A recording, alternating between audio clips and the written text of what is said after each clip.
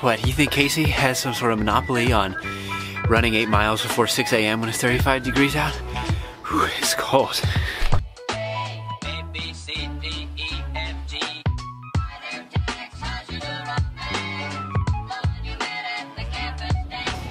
Why should I pigeonhole myself to talking about the clothing industry every Wednesday when I can talk about two of my other favorite things, the media industry and YouTube? And look, I know Casey doesn't ask you to subscribe, but I always ask that you subscribe so that I can continue to make more videos like this, whether it's my Wednesday videos or the other videos where I unbox things and give you the most honest opinions on products that I can.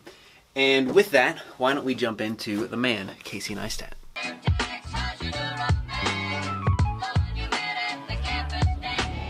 So in case you don't already know, Casey Neistat is the drone flying, boost boarding, beam founding, filmmaking YouTuber that is a star, and he's one of my favorite YouTubers. I watch him all the time. As of today, he has 8.2 million subscribers on YouTube, and his average daily views top that of 2.5 million, and at his peak last year, he was doing over 4 million views every single day. Now, his estimated income on those views, AdSense is a little bit finicky, but it's easy to put him at about $1 million a year in income from AdSense, which makes sense based on the size of audience that he has on YouTube.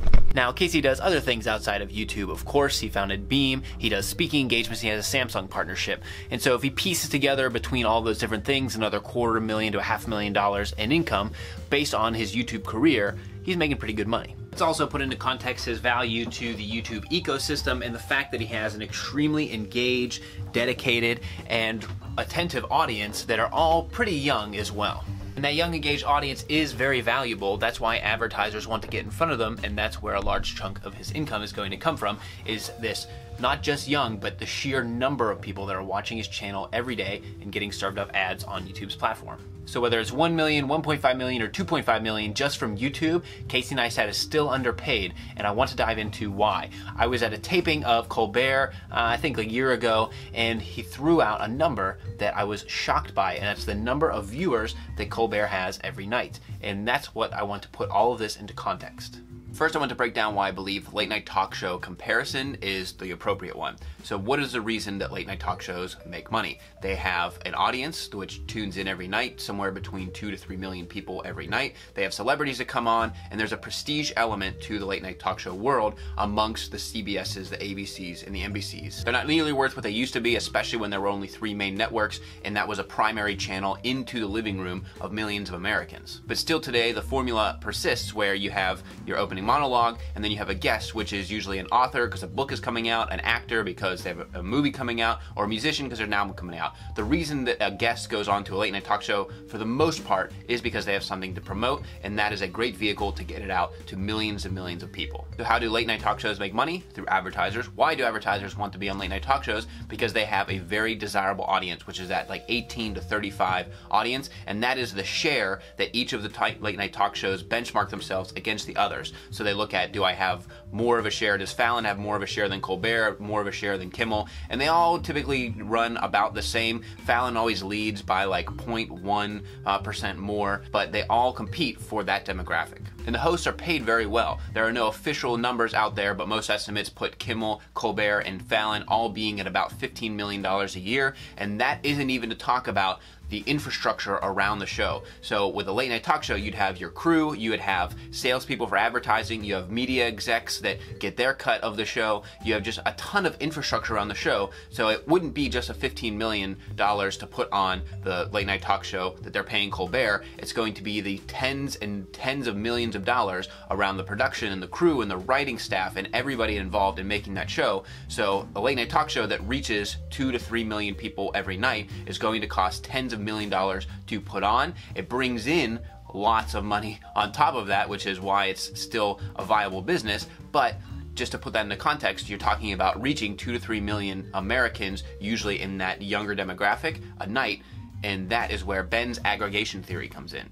Ben Thompson of Stratechery, I think one of the sharpest guys around this industry right now, talks about aggregation theory. The two key things to look at here is advertising spend and advertising inventory. In the old world, you had limited advertising spend, but you had very limited inventory. If you wanted to reach millions of Americans, you had to go to the late night talk shows, which they hold all the power, they can charge almost whatever they want, and the limited advertisers met together, and that's how you got that world. The same could be said about newspaper and classified advertising or music or movies. All of that stuff has all been disrupted by the internet because now the inventory is unlimited and there are so many more options. So the crux of Ben's aggregation theory is that there are three key internet-driven phenomena that pushed us into the current state of content creation, distribution, consumption, and subsequently monetization. They are that new media is a zero-sum game, there's infinite competition, and there's new differentiation. So the infinite competition is happening all over the place. It's happening in the clothing world, which I cover here on the channel. It's happening in the media world with movies, film, and television, and it's just happening everywhere. The fact that it's a zero-sum game is whether you're watching this video right now or Casey's channel,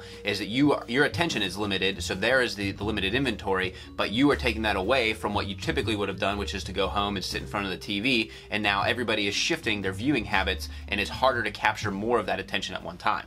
And the differentiation is now who can find the sweet spot between clickbait, entertainment, and quality of content. So let's bring it all back around to Casey. Casey bringing in his YouTube channel, I think he works extremely hard. Not only did he create a company at the same time as doing a daily vlog, which it takes a lot of time to edit, takes a lot of time to shoot, compose, write a story about the day, but if he's doing all of that work, and I believe he's mostly by himself, I believe he does most of his own editing, you know, he has somebody else mix the music, but for the most part, he's a one-man shop doing these daily vlogs, but he is capturing a similar audience by volume than most television shows do today. They skew a little bit younger, but that is an even more desirable demographic to a lot of advertisers. They don't have as much money to spend as the higher tier, as those like 30-year-olds, but having an audience that skews younger is always desirable to advertisers. And not only are they watching his show for 5 to 10 minutes at a time, but they are a captive audience. They want to watch his content as opposed to the TV that's sitting on the living room that's propping up Dr. Phil's average ratings. It's not that Casey is grossly underpaid. You gotta find somewhere in the middle. So if you got Casey over here capturing a similar audience as a late night talk show host, Casey's over here at 1 million, and you've got Colbert and Kimmel and Fallon at 15 million. It's gotta be somewhere in the middle. Especially, I mean, there is a lot to be said about the infrastructure around the show and the jobs that are created there. And so I think it's somewhere in the middle, but I'd like to hear from you guys. So let me know down in the comments. Maybe you hate Casey, maybe you love Casey. Is my analysis totally wrong? Love to hear from you guys down there. I miss when he did daily vlogs, but look, the guy's got a life, and that's a lot of work to put on a daily vlog. It's the reason that I've only done a few. So chime in down there if you want to see some behind the scenes stuff of my channel. I put that over on Instagram at @_Kavalier, and then if you have any questions, anything else, you can hit me up over there. Videos might be a little bit spotty around the holiday, but I will be back with a vengeance coming up next week because I have a lot of boxes to get through in my studio right now. So I'm looking forward to speaking next time, gents. This is the Kavalier.